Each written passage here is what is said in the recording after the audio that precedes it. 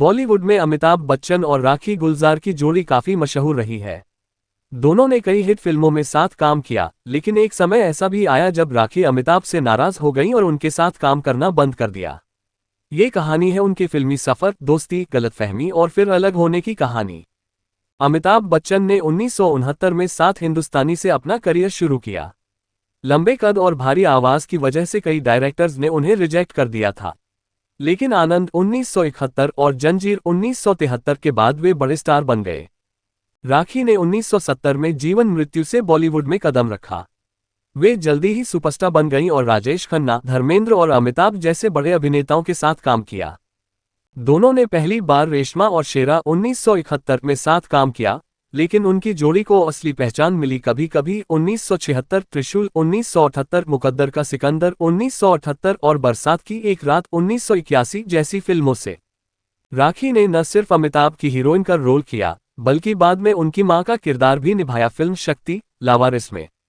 लेकिन शुरुआती दौर में उनकी अपनी कोई पहचान नहीं थी। फिल्म सेट पर भी उन्हें कोई खास जानता नहीं था। उसे जो छोटा सा रोल मिला, वह भी सिर्फ मां की सिफारिश और सुनील दत्त की रहमो-करम से।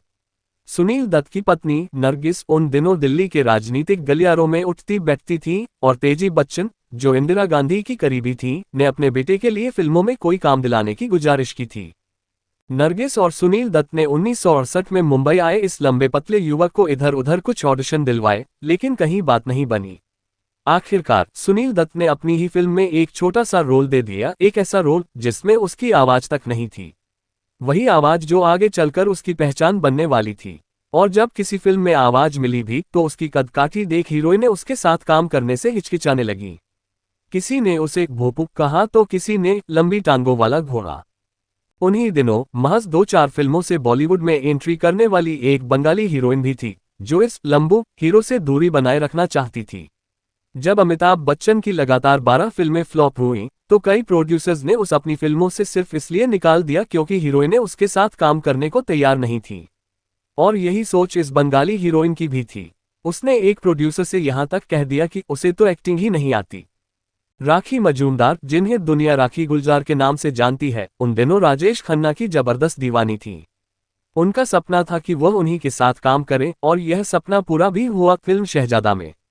फिर दाग 1973 में उन्होंने बेहतरीन प्रदर्शन दिया और बेस्ट सपोर्टिंग एक्ट्रेस का फिल्मफेयर अवार्ड भी जीत लिया।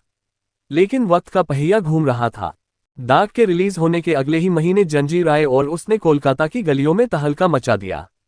वही कोलकाता जहां से राखी हीरोइन बनने के लिए मुंबई आई थी। जंजीर के बाद अमिताभ बच्चन के पास फिल्मों की लाइन लग गई। लेकिन राखी अब भी मानती थी कि असली एक्टिंग वही है जो राजेश खन्ना, धर्मेंद्र और देवानंद कर रहे हैं। उन्होंने अमिताभ को कभी गंभीरता से नहीं लिया। पर वक्त ने फिर करवट बदली। बॉलीवुड में भले ही राखी अपनी 80 से ज्यादा अच्छी फिल्मों के लिए जानी जाती हो, लेकिन असल में उन्हें वह पहचान मिली जिसे उन्होंने कभी बुरी फिल्में कहा था। अमिताभ बच्चन के साथ की गई 8 फिल्मों से कभी कभी, कस्मे वादे, त्रिशूल, काला पत्थर, मुकद्दर का सिकंदर, इन फिल्मों ने न सिर्फ अमिताभ को सुपरस्टार बनाया बल्कि राखी को भी अमर कर दिया।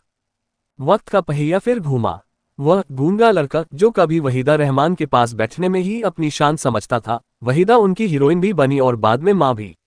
माला सिन्हा, जो उस दौर की टॉप हीरोइन थी, अमिताभ की पंक्चुअलिटी से इतनी दहशत में रहती थी कि वह सेट पर 1 घंटा पहले पहुंच जाती थी।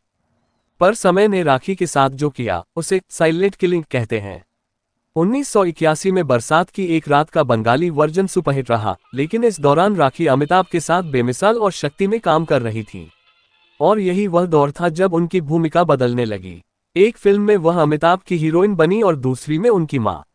खुद राखी ने कहा था कि उन्हें इस बात पर गर्व है कि वह दोनों किरदार निभा सकी, लेकिन बॉलीवुड के क्रिटिक्स जानते थे कि फिल्मों में मां का रोल करने का क्या मतलब होता है। अमिताभ के सुपरस्टार बनने के साथ हर साल नई हीरोइनें उनके साथ स्क्रीन शेयर करने लगी। राखी को अब उनके साथ हीरोइन रखना स्टारडम को डेंट माना जाने लगा। जिन फिल्मों ने राखी को स्टारडम दिलाया, उन्हीं फिल्मों के नायक के साथ उनका रिश्ता अब खत्म हो रहा था। ये टीस शायद उन्हें हमेशा परेशान करती रही। एक इंटरव्यू में राखी ने कहा था कि बॉलीवुड में अच्छी फिल्में राजेश खन्ना लेकर आए थे और अमिताभ बच्चन बुरी फिल्में।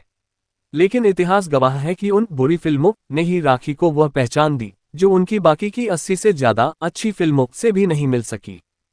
फिल्म बरसात की एक रात की शूटिंग के दौरान राखी और अमिताभ के बीच एक गलतफहमी हो गई। कहा जाता है कि अमिताभ के किसी मजाक या व्यवहार से राखी को ठेस पहुंची।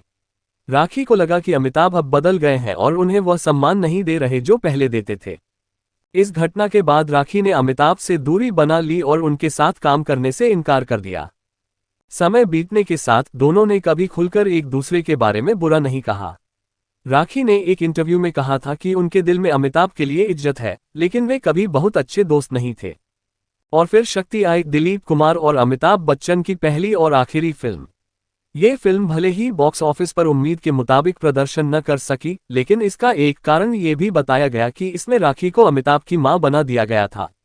हालांकि राखी हमेशा इस किरदार का बचाव करती आई हैं, लेकिन क्रिटिक्स मानते हैं कि यह अमिताभ बच्चन का लंबा सोचा हुआ रिवेंज था। अमिताभ बच्चन 80 और 90 के दशक में बॉलीवुड के शहंशाह बन गए, जबकि राखी ने धीरे धीरे फिल्मों से दूरी बना ली। उन्होंने कम फिल्में की और अपनी निजी जिंदगी में व्यस्त हो गईं। अमिताभ और राखी की दोस्ती बहुत गहरी नहीं थी, लेकिन दोनों एक दूसरे के अच्छे सहकलाकार थे। एक छोटी सी गलतफहमी ने उनके रिश्ते में दूरी ला दी और वे फिर कभी पहले जैसे नहीं हो पाए। अगर ये दूरियां नहीं होती तो हमें शायद और भी बेहतरीन फिल्मों में इनकी जोड़ी देखने को मिलती। वही लड़की जो कभी अमिताभ को लंबू कहकर ताने मारती थी, जिसने कभी कहा था कि उसे एक्टिंग नहीं आती, उसे एक दिन फिल्म में डायरेक्टर के कहने पर अमिताभ को सच में थप्पड़ मारना पड़ा था। अमिताभ ने भी इस बात को कभी नहीं भुलाया, लेकिन उन्होंने इसका जवाब थप्पड़ से नहीं बल्कि अपने सुपरस्टारडम से दिया। कई बार बदला लेने का सबसे अच्छा तरीका ये होता है कि आप खुद को इतना ऊंचा उठा ले कि वो लोग जिन्होंने आपको नीचा दिखाने की कोशिश की थी खुद ही बौने नजर आने लगे।